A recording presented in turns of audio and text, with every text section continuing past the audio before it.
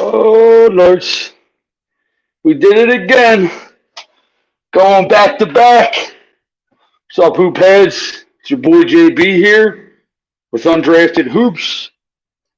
And if you followed us last night, we covered our first team of the offseason in what we're going to possibly call Undrafted Hoops offseason block party.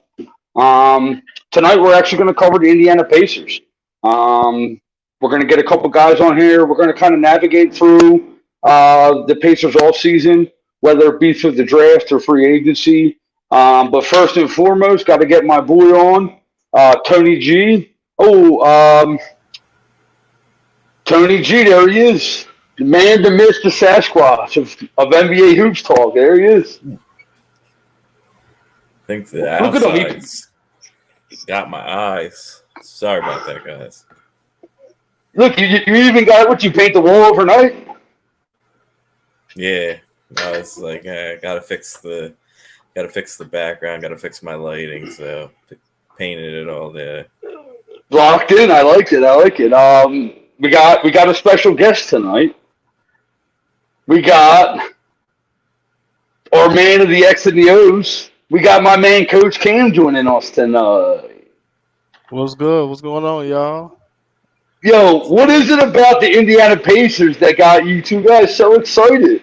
You guys signed up like first ones with your name on the board. Nah, I like talking about, teams that may be like struggling or, what they need to do to construct their roster to get better. I mean, I think that's fun to dive into. So Pacers is a Yeah, team that's kind of like right there. So I kind of want to discuss them. So it'll be interesting. awesome. Yo, so before we dive into the Pacers, got to mention the Hardcore Sports Network. They've took a chance on us. They're going to put up some of our live videos up, hopefully all of them, and try to build a little bit of a team with them. Facebook, Undrafted Hoops, formerly known as Give and Go. Twitter, Undrafted Hoops _. YouTube, smash that subscribe button. We need all the love we can get. So that's kind of where I'm at with the intros. Let's jump right into them, guys. Last year, the Indiana Pacers at one point looked like they were actually going to make the play-in.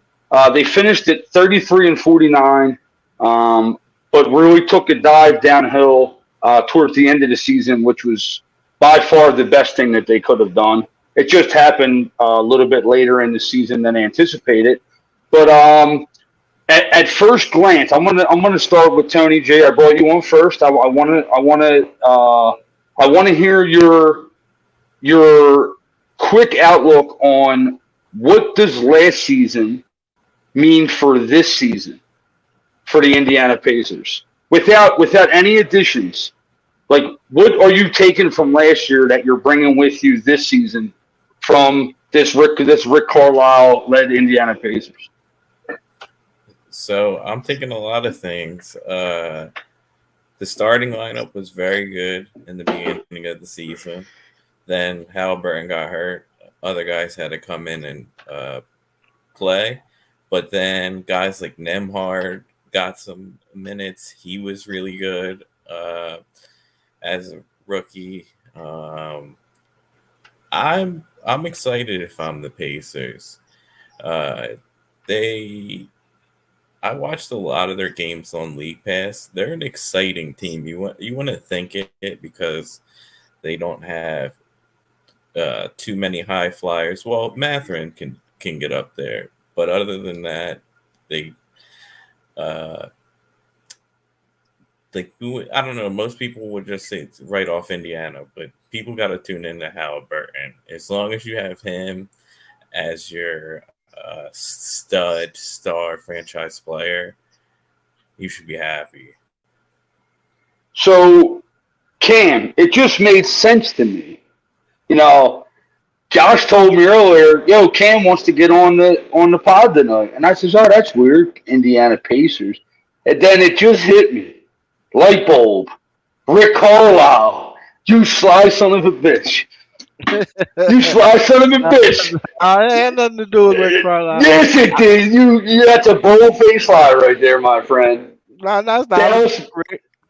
I love Rick. Like I said, he brought us helped bring us a ring in 2011. I always will respect Rick. I see it. I see all the angles there, Well, Coach. and he's If you need an assistant, I'm your guy. fan. No, he's a Dallas Maverick. Also, like Cincinnati Bearcats. What does that mean? Though, is that true? Right, you're a Cincinnati Bearcats guy. Yes, Lance big time. Stevenson. Ah, Lance Stevenson. come on, you know. So he's got multiple reasons. Oh, okay. I see it. We see the angles now, Cam. Don't think you're getting away with that shit. Not over here. Not up in here. No, man. I just wanted to dive in. I wanted to dive into the Pacers, man. But like Tony G said, they really have a solid team. They're young. I feel like they have a ascending point guard who's eventually going to be like a top 5 point guard in the league in Halliburton. Someone that can score, assist it, and help others get easy buckets. It's going to be interesting what they do in the offseason. But he's one of the players. He was one of those players that came out of that draft that I said, look, man, outside of the top guys, you got to look at getting this guy because he's going to be special. I do like the way they locked up Miles Turner for a couple years. He provides rim presence, stretch five. I mean, they just got to grow and get older. They just got to grow and get older. But I would like to see how this team will look next season because they're not far away. They're not far away at all. No, I absolutely agree with that. I think once they kind of find a little bit of the direction of who they're going to build with and who they're going to let expire. We know Buddy Hield is expiring contract, very possibly on the move this offseason. But you had touched on Tyrese Halliburton. I just want to let's pull up his stats for a minute, and we are going to dive into Mathurin because I'm a big Mathurin guy. But Tyrese Halliburton, he kind of got. Like, there was points in the season where the media talked about this guy, right? And then he kind of fizzled. I think he got hurt for a little bit, if I remember. Yeah, he got. What was his injury? It wasn't anything severe, was it? It kept him out a little bit. I think that's like when they started to tank. You could say tank. It started to tank, and they went from like maybe the 7th seed to like 9, and they were just like, forget it. But he was out for a significant amount of time to make them slide. I'm looking at the injury now to see exactly why he was out, but it was due to they was pretty much tanking. It was due to an ankle sprain. Yeah. So listen. So he's part of the Sabonis deal, right? And Sabonis kind of, I guess they took the spotlight a little bit from the trade where everybody was like, wow, the Kings, they really got the guy they needed to take them over the top. And that is true, but let's not discredit Halliburton's greatness at 22 just because he's a little bit overshadowed from Sabonis. Tony, tell me a little bit about Halliburton. I was really surprised that he shot 40% from three. Pacers got some promising young players. Yeah, Clarence, stick with us, brother. We're going to touch on them guys, man. Pacers got a bright future here. But, Tony, give us a little bit about Halliburton. I know you were locked into some highlights earlier today. But his basketball IQ for his 20 years is like he's been bad 35. He's the game at such a high level. Like, he'll do these jump passes where most people you'd be like, oh my God, he's going to turn it over. And then he'll just like throw a dime to someone in the corner. And he just loves basketball. He grinds basketball Twitter. He follows writers. He watches podcasts, and he just works on his craft. And he is on like just such a like nice young dude. Like as a person, like you feed off his energy. Honestly, when I saw that Sabonis deal, I thought the Pacers got the goods of it by a while, but it's one of those trades that actually is going to work out both sides because it gave Fox his opportunity to shine, and Sabonis was incredible this year. And now like Halliburton, people didn't think he would be able to shoot in the NBA because he has a funky jump shot, but it doesn't matter. He gets it off quick, even though it looks a little unorthodox. And he can actually shoot it a step back too, which like a lot of people coming out of the draft were like, no way he'd be able to do that. He shot 40% on 7 3-point attempts a game. So it's not even like his unorthodox shot is going to stop him from firing away, because 7 threes is right up there with Buddy Hield, who averaged 8.5. You would also Cam had already also mentioned Miles Turner. When we talk about the youth of the team, you're immediately thinking of Halliburton, Mathurin. You're thinking of Nembhard, Naismith, Durante. They're all kind of younger. Miles Turner, who feels like he's been in the league 10 years, close enough, but he's only 26 years old, bro. And Cam, I know you said you're happy they signed him. So am I, because I can't think of a guy that you would want to play with Halliburton than a big that can kind of stretch the floor a little bit, because it only makes him even more dangerous on the pick and pop. Yep. And as a Maverick fan, I was begging that we traded for Miles Turner, and we ended up pulling the trigger on Christian Wood, and I was just like, I was disappointed because I felt like, like I said, Miles Turner could be that guy, and then on the defensive end, what he gives you at the rim. He gives you an elite rim protection there.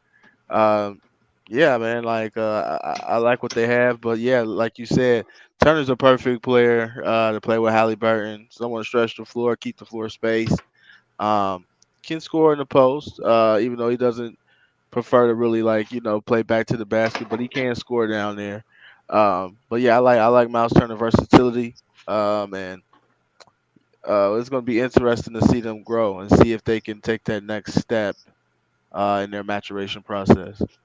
Now, when I say that they shoot, like, he's a perfect player to play with Halliburton on the pick and pop, I think you got to see him going to the basket more. Like you said, he doesn't like the physicality down low at times, but pick and roll, pick and pop, mix it up as much as possible. Like, don't just become that Porzingis type where you're living above the 3-point line. Like, make it a good, like, there has to be a better balance, I think, from Miles Turner.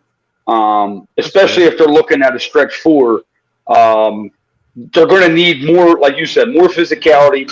Clearly on the defensive end, he's certainly capable of the physicality. He's a great rim protector, probably top 5 in the NBA. Tony, is there, obviously, like I said, we're going to talk about Halliburton, Turner, and Mathurin. They have a couple guys that are like borderline breakthrough.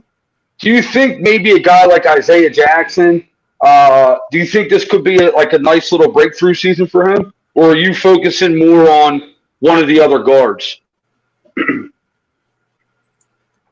I liked Isaiah. He's a little bit too aggressive at times, where he goes for a block when there's a guy behind him, and even if he gets to it, they're going to get an offensive rebound. But he was definitely looking better the second half of the season, and he's 21. But he has one of the highest block rates in the league per minute. So I don't know. His trajectory of his career could go two ways. I don't know too much about him. His like how much he loves basketball and all this and all that stuff, but I think he'll make a leap, but he'll be off the bench because like he's not a good fit with Miles Turner. But he'll still get his 20-some minutes and get his chance to shine. So Yeah, I guess a lot of his progression depends on this draft. The Pacers got 3 picks in the first round, one of significance, which is number 7, and then they have 26 and 29, which obviously can be a difference maker, whether through trades or maybe trying to find a guy that falls out of the lottery. Last year, Cam Mathurin was the 6th pick. All right, so sometimes everybody falls in love with that top 3 or 4 pick, and if you fall out of that, you could miss. Last year, Indiana hit it dead nut on the head. Yeah. Mathurin gets drafted, and he says LeBron James is going to have to show me that he's better than me. So he comes in with that confidence level, like peaking, and he clearly defended his confidence level last year. Is there anything you've seen from him besides, he averaged 17 points a game, I think, but he played 28 minutes. Do you expect a jump from him, or do you expect him to kind of sophomore slump it a little bit and kind of still? I expect him to take a jump. Like I said, he played well this year. I think this upcoming year he should be a starter, especially with if Buddy Hield, which I fully expect for him to walk and them not retain him. Mathurin should get somewhere between 34 and 35 minutes this year. And you should see him average around 20 plus points a game, especially when you got a point guard. With Halliburton, that's gonna get you open looks. That's gonna get you good shots and good opportunities to score. So I do expect to jump for Mathurin. He was one of my favorite players in the draft. And yeah, like I said, I'm anxious to see how them two work together in that backcourt. There should be that could be a deadly backcourt for in the future in the Eastern Conference for sure. Yeah, no doubt, and I'm really excited too. Something I want to touch on. You had mentioned that having a guy like Halliburton is only going to improve his teammates. He's one of them guys that's honestly looking to make it easier for you to score. Tony, big news out of this. I think it was yesterday or the day before. Halliburton committed to the FIBA World Cup team. I know you're a big FIBA guy. Do you see this as just another step of his progression? And like you said, leveling into that top 5 point guard in the NBA. Do you think it benefits his teammates, not just him? Yeah, playing with on the FIBA team is an advantage because you're learning from. They have great coaches. Then the practices are high intensity, and he's been playing since he was on the Halliburton's played for the U18 team, and this is important to him. So he would definitely love to win a World Cup. I think Team USA is the right thing to invite him. And also the other guy we're talking about, Mathurin, he'll be on Team Canada, so hopefully he plays. Oh, he's definitely going to play. It's hard to put a jersey on that dude and not think he's going to play. I know Canada's got a nice team. Oh, but that's a good call because I actually forgot that he was on. Completely forgot he was on that team. So that's definitely 2 people for Pacers fans. to pay attention to in the summer. Right after the summer league, they're going to dive kind of right into that FIBA World Cup in the Philippines. Josh asked, "Do you think the Pacers should deal Buddy Hield?" I mean, If if it was up to me, I would definitely trade Buddy Hield. Uh, See what you can get in return. Shooting is at a premium. Everybody needs it. Everybody wants it to be able to spread the court. See what you can get, and continue to build the way you have. I know we'll get into that later, but um, yeah, but just I would trade him. It's time, and I think he's getting paid a nice bit. You can kind of move that, get rid of some of that salary cap as well, even more salary cap, so you can get more flexible as far as your team building. So I would. Well, especially with Halliburton, he's expiring, and they're obviously going to max extend him. Yeah, Tony, do you think it's better for Indiana to move Field in order to progress some of the other guys too, like Matherin and Naismith and Nemhard? so, so what is if you move Healed? What are you trying to pick up more picks, or are you trying to get a player in between? Um, Like, are you trying to get a I player think that can play now? I don't think Hield brings that back. I think Hield brings you back a guy in a similar contract situation, maybe 1 or 2 years left. As a Sixers fan, I'm praying Tobias Harris is the move. I love Tobias on that team. We've talked about this numerous times. We've talked about bringing Hield to the Sixers, but and Tobias only has 1 year left also, so it's kind of like um, it's a win-win kind of. Like, yeah, Tobias is going to bring you a different skill set than Hield, but it's going to help them progress some of the other guys they already have at that position. Um, I'm praying they trade Hield because I think the Sixers are going to be on the other end of that phone trying to get him. But it also depends. Like, where do you see Indiana going with the seventh pick? Do you think that it's going to be a position like Buddy Hield's where I think they'll go best available. I actually haven't seen who they've worked out recently. And I know got range. I know they want to get a fourth. So maybe that they'll do the trade that you're talking about, and then the Sixers will have to throw them like a first round pick or something, because they have the salary cap to eat his contract for a year. Because, like you said, he's a free agent after the season, Tobias. So that really does make sense for both parties. But like if they could go Josh Walker, like that would fill the forward position. But I could also see them picking Anthony Black if he's there, even though he's kind of similar to. He's like a 3 with point guard skills. He's kind of like a poor man. He's not Josh Giddey exactly. I would say his offensive game isn't quite as good, but he's a very, very good defender. So he would make sense in a fast-paced environment. Or the other Thompson twin. Or I don't know. They could go a lot of ways. Taylor Hendricks is also a good pick for them there. He would be a great pairing actually with Miles Turner. You would get two bigs who protect the rim and shoot threes at a high percentage. So is there any way? Is there any way? Is there any way? I know Cam's big on Cam Whitmore.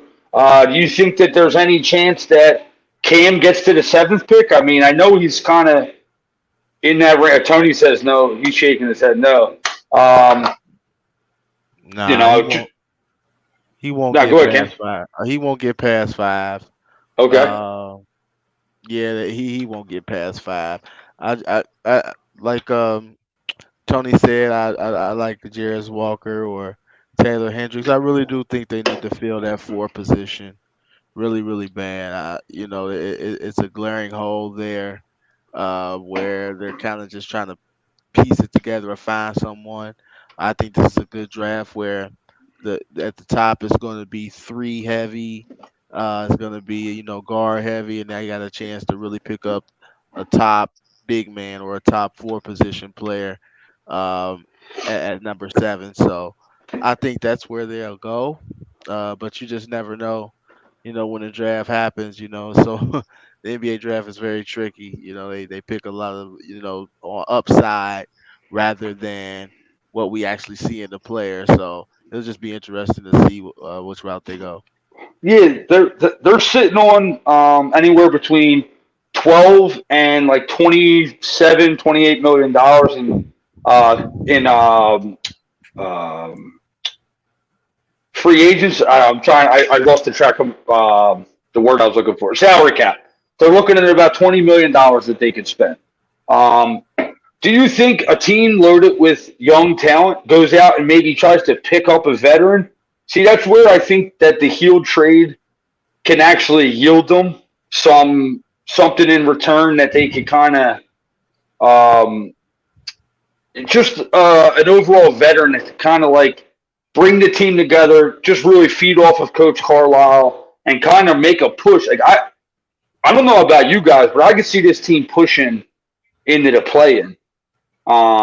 Obviously, depending on some of the moves that they're going to make, they could trade to get younger and go for it next year.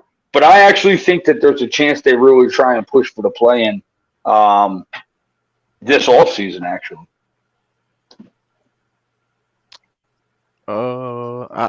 For me, and this is why because I knew we was gonna talk about this, so I want to get into it earlier.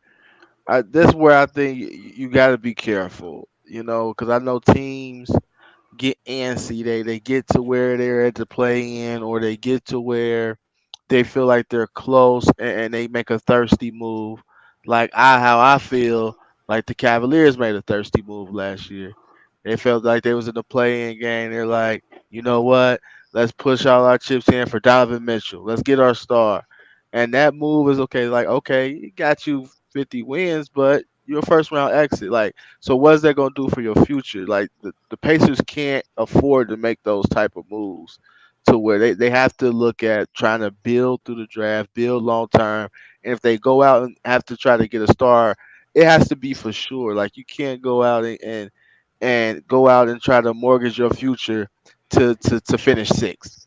Like Yeah, that's bad if you're the Indiana Pacers. So I just want them to, because they're on the right track. I just want them to be careful. Don't try to rush this process. This free agent class sucks. Don't rush this process. Um, Wait to 24, 25 to where you can really put this roster together.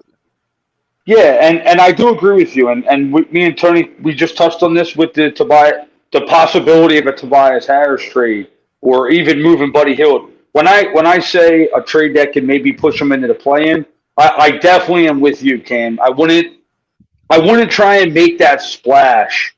Um, where, like you said, yeah, like a team like Cleveland did go after Donovan Mitchell, but it also regressed Darius Garland's progression a little bit. You've And seen Evan him Mobley to me.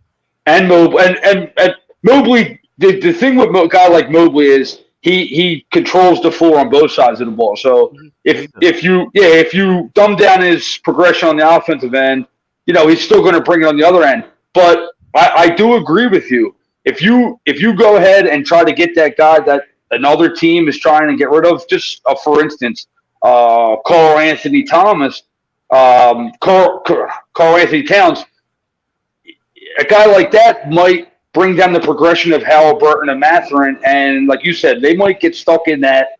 Indiana knows they've been stuck in that 3 through 5. It sucks. It's jail, and I think that, like you said, they're on the progression to try to break through that. And I am with you. Don't rush it. Progress it. Um, with that being said, Tony, we touched on the 7th pick and what you might see. Is there anybody around that 26, 29 range that might fall that could be like an absolute flyer for them? Or do you think that they might do something else? Because how many 20-year-olds can you have on your roster? I mean, they do have like 11 guys under contract as is. So do you see them probably making a late trade in the first round, or is there a guy you might want to see them take a flyer on? I've seen that. Like I actually like a ton of guys in that range. So Perfect. I don't know specifically for the Pacers, but there's a few guys like the guy I mentioned last night, Rupert. If he's still there, I'm definitely picking him with one of my picks. That's the kid from France, right? Yeah, Super Yeah. Gamble is this guy Bobby Clintman from like Wake Forest. Wake I Forest, believe he's yeah. Swedish. Big He only man, right? averaged like five. Yeah, He he's only averaged like 16. 5 points in college, but he has a. If you look at his form, he's like his jump shot is awesome. Uh, he can stretch the floor. He's super long. But then I probably would only pick one guy. Like you said, you have a ton of They also have picks 32. already. Yeah, and you got 32. So maybe you can package and move up to a guy that they like. Like So that's what I 22. would be trying to do is if I'm working out a bunch of guys in that range, finding the one guy, and I'm going to try to get him. I might even give the 26, 29, or 26, 29, 32 to move up to 18 or something along those lines. So look, we talked about their core players. We talked about their draft picks. We talked about possible trades. I'm just trying to look at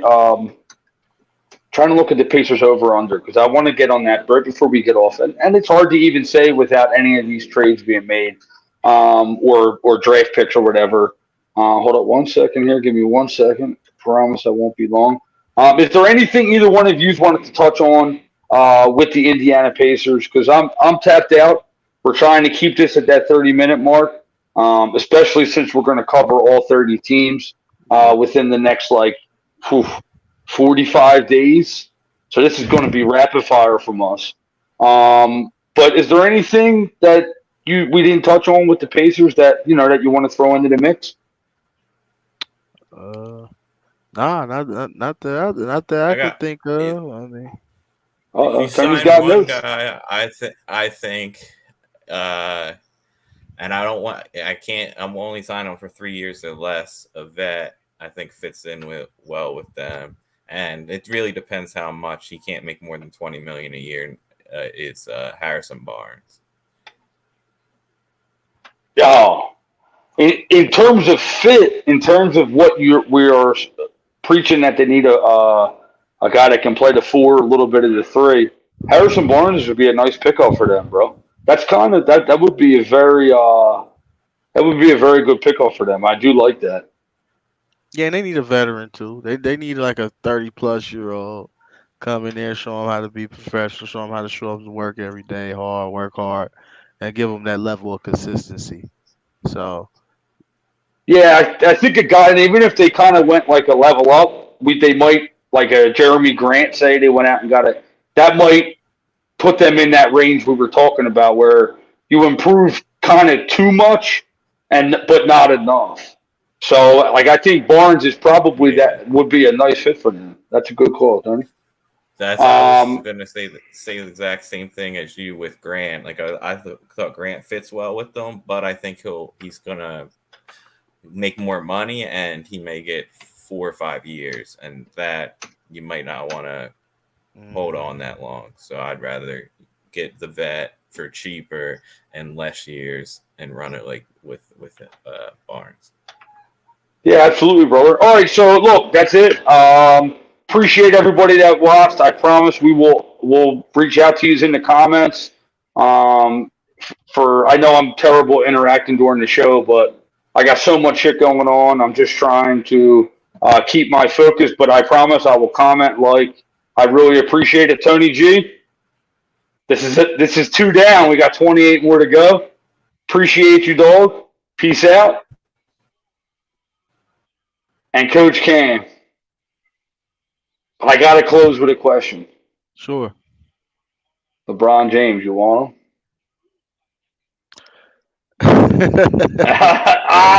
You weren't expecting that.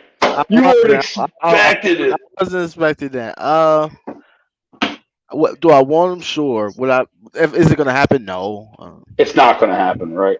Nah. Nah. So I'm not entertaining it. But I mean, But you hey, want them. But you want them. if Mavericks win, I'm a team player. I'm My on man. the team. Yo, I'm gonna get you on a couple of these, bro. I respect your opinion, and I appreciate you taking your nap beforehand, Yes. so you can stay up late time with the fellas. So I appreciate you, brother. Nah, no problem. Appreciate it. Be in touch. Yes, sir. And your boy JB's got to sign out once again. Facebook Undrafted Hoops, Twitter Undrafted Hoops _ YouTube. Smash the subscribe button. Hardcore Sports Network. Appreciate you. My man behind the scenes. That most handsome guy, not on camera. Josh Isles. Appreciate you, dog. Brick by brick, bro. Fuck the Celtics. Woo!